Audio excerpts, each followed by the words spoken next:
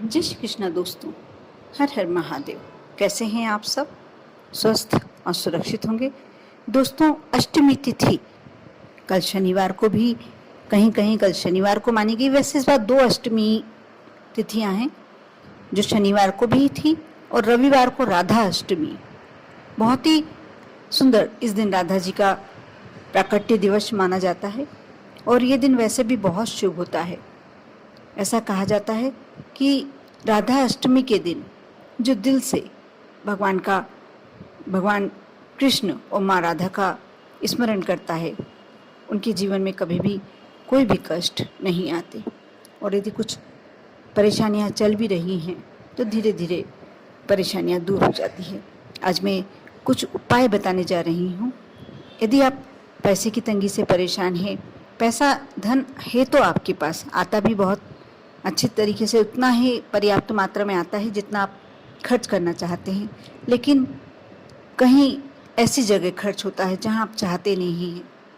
कोई गलत आदतों में आपके बच्चे, आपके घर का कोई मेंबर गलत आदतों में चला गया है, वहाँ पैसे का यदि खर्च हो रहा है, कोई भी व्यक्ति, कोई भी माँ, कोई भी बाप इस बात को कबूल नहीं कर सकता, इस बात को सहन नहीं, बर्दाश्त नहीं कर सकता कि हमारे बच्चे या हमारे घर का कोई परिवार का ऐसा मेंबर जो पैसे से तो हमें कमज़ोर कर ही रहा है, शारीरिक रूप से, मानसिक रूप से, सभी रूप से परिवार के सदस्य किसी व्यक्ति की आदतों से परेशान होते हैं।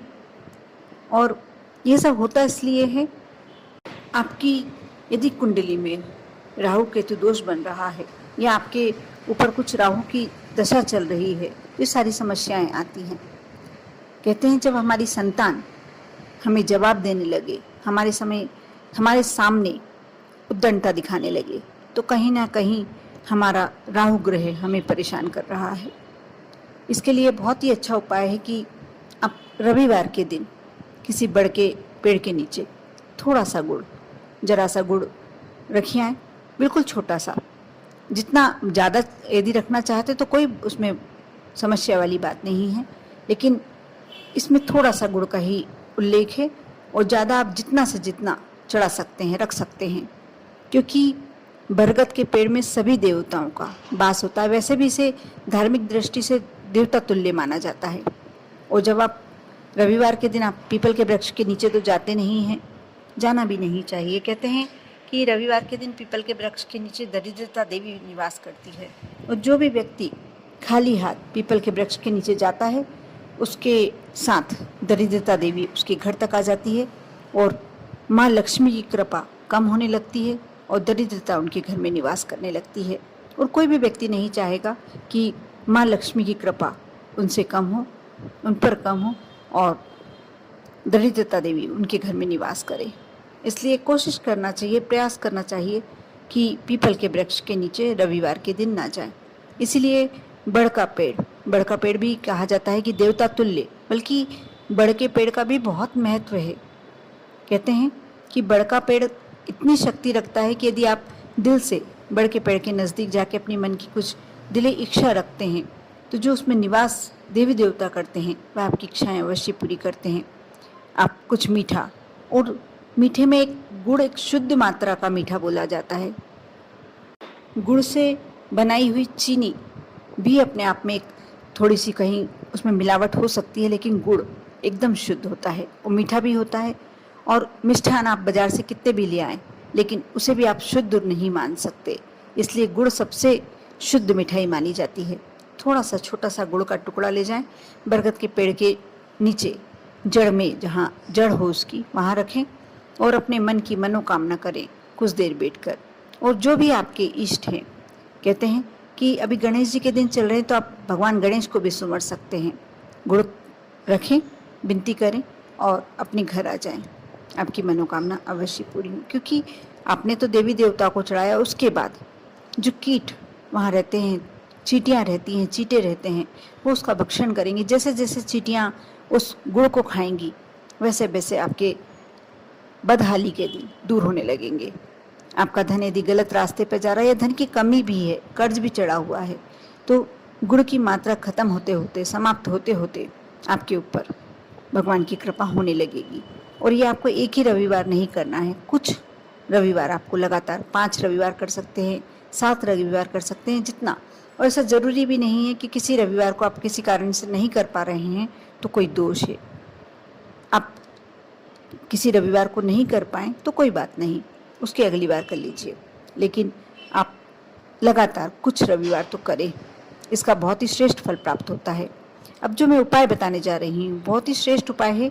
ये जो गणेश चतुर्थी से अनंत चौदस तक जो 10 दिन गणेश जी के होते हैं, वो गणेश जी को सबसे ज़्यादा, मोदक से ज़्यादा भी गुड़ प्रिय है। आप थोड़ा सा गणेश जी के लिए गुड़ का टुकड़ा लीजिए, उसमें शुद्ध घी, यदि गाय का मिल जाए तो बहुत ही अच्छी बात है, आप गाय का घी लगाइए। और अपने घर में भी आपने गणेश जी विराजित किए होंगे, यदि नहीं किए हैं कोई बात नहीं, गणेश जी के मंदिर जाइए और दूर्वा मिल जाए दूर्वा ले जाएं, शमी पत्र मिले तो शमी पत्र ले जाएं, लेकिन गुड़ उसमें थोड़ा सा शुद्ध घी डालकर और गणेश जी को समर्पित कीजिए। यदि आपने घर के मंदिर में किया है तो थोड़ी देर रखे रहने के बाद, सुबह यदि आपने रखा है, शाम को रखा है, जैसे आपने 6 बजे भोग लगाया गणेश जी को, उसके बाद थोड़ी देर बाद 15-20 मिनट बाद उसको गाय को खिला दे, रोटी पर रखकर गाय को खिला दे। आपकी जो भी मनोकामना है, उस समय जो भी आपके मन में विचार चल रहे हैं, जो भी मनोकामना है, कहते हैं गणेश जी रिद्धि सिद्धि के दाता है। जो गणेश जी को मना पाया है, जिसने गणेश जी को पूजा है, उसके घर में कभी रिद्धि सिद्धि की और पैसे की, धन की, सुख संपत्ति की कमी नहीं हो सकती। ये बहुत ही श्रेष्ठ उपाय है और प्रयास करें, यदि लाल गाय मिले तो लाल गाय को ही खिलाएं। अब मैं जो उपाय बताने जा रही हूँ वो थोड़ा सा ओडिस से भी अलग है, गुड़ ही गुड़ के उपाय बता रही हूँ। और आप एक गुड़ की छोटी सी डिगली लेते हैं तो भी ठीक है, और नहीं लेते हैं तो उसी गुड़ को आप 7 भागों में तोड़ लीजिए। छोटा सा गुड़ लीजिए और उसको 7 भागों में विभाजित कर लीजिए। ये ज़रूरी नहीं है कि वो इक्वल हुए, बराबर नहीं ज़रूरी है, आप तोड़ लीजिए उसे। और 7 गुड़ के टुकड़े लेकर, यदि आपके घर में छत है, आपको ये चारों कोनों में जो दिशाएं होती हैं, 4 कोने और एक सेंटर छत पर, यदि आपके पास छत नहीं है, फ्लैट में रहते हैं, तो आपकी गैलरी होगी, उसमें आप 4 कोने मान लीजिए और बीच का सेंटर मान लीजिए।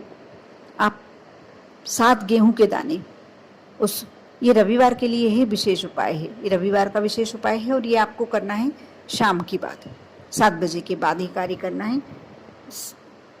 आप 7 गुड़ के टुकड़े कर लीजिए, 7 गेहूं के दाने ले लीजिए और छत पे जाइए, कोई भी ऐसी खुले जगह पर। आपको कमरे में ये काम नहीं करना है, आप अपने घर की गैलरी में भी कर सकते हैं, लेकिन आप कमरे में भूल कर भी ना करें ये कार्य।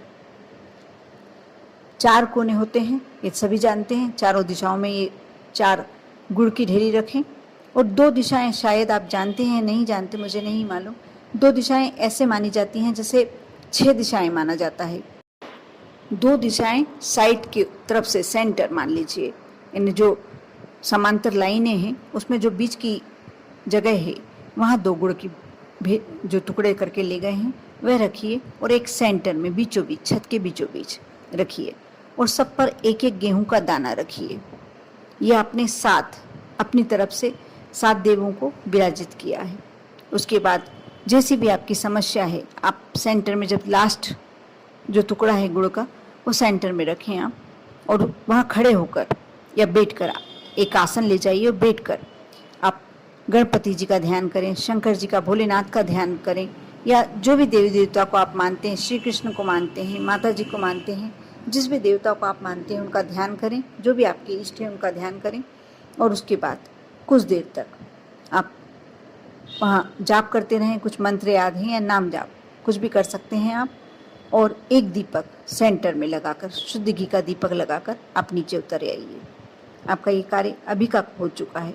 सुबह आपको बिना नहाए, बिना स्नान किए, वो 7 जो गुड़ की ढेली है उसमें से यदि किसी चींटी ने खा लिया है तो कोई परेशानी, जिस भी टुकड़े को चींटी ने खा लिया है तो कोई परेशानी वाली बात नहीं है। आप ऐसा मत सोचिए कि यदि इसको चींटी ने खा लिया तो इसका कोई दोष होगा, बिल्कुल नहीं होगा। और जितनी भी बची है, जितनी मात्रा में वहाँ गुड़ के टुकड़े बचे हैं उसे उठा लाइए और किसी वृक्ष के नीचे, बड़े वृक्ष के नीचे, चाहे पीपल का वृक्ष हो, चाहे बरगद का वृक्ष हो, चाहे नीम का वृक्ष, कोई भी बड़ा वृक्ष होना चाहिए, छोटे वृक्ष के नीचे आपको नहीं डालना है। चाहे बेलपत्री का वृक्ष हो तो भी आपको चलेगा। आप उस 7 टुकड़ों को उन पेड़ के नीचे डाल दीजिए और जो 7 गेहूं के दाने उस पर रखे हुए हैं वह भी वहाँ समर्पित कर दीजिए। और उसके बाद एक छोटा सा लोटा आपको जल का ले जाना है।